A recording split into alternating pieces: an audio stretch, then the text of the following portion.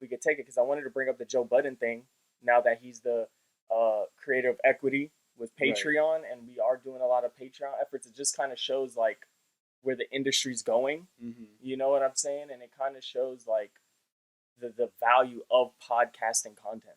Yeah, I mean, I for one think it's a good idea. You would want people like that to go to a platform that you're also involved with. I mean, when went back to Twitch, it Oh was just yeah, like yeah. Twitch That's was the back, thing, is having those bodies move to the platforms just adds validity to each platform. Yeah. It just shows the value in each platform and how each platform operates.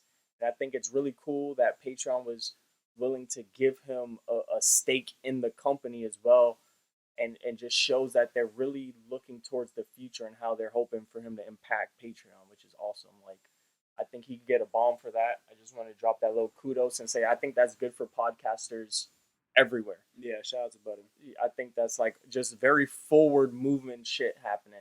Um, and I'm glad that we're kind of on that same train, not his train necessarily. We're on Yeah. our own train, but they're kind of running in a weird parallel. It's kind of, the timing was so odd.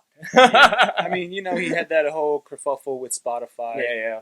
And And Spotify's been hitting a couple road bumps. I don't know if you've been peeping any of the news, but they got fucking workers unions trying to be made because how they're treating employees. Like, no bueno. there's a lot of like, yeah. There's a lot of like, yeah, some sketchy shit going on.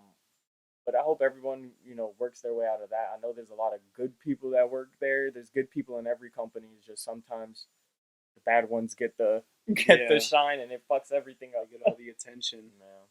But yeah, he definitely has gone through the trenches and already has his fan base, so he's going to bring all those people to Patreon. Yeah. Unfortunately, we don't have a fraction of that. We're starting from scratch, so 100%. it's going to be a lot more of a slower build. Yeah, but the thing is that, but also the spotlight it puts, right? Like, who knows if now that there's a reputable podcast on there, I'm not saying there isn't already any, but I'm just saying now that they have someone who's actually focusing on that specific field, what if there's more opportunity for people to just locate newer podcasts? Or, what if they find avenues to bring podcasts more to the front of Patreon now?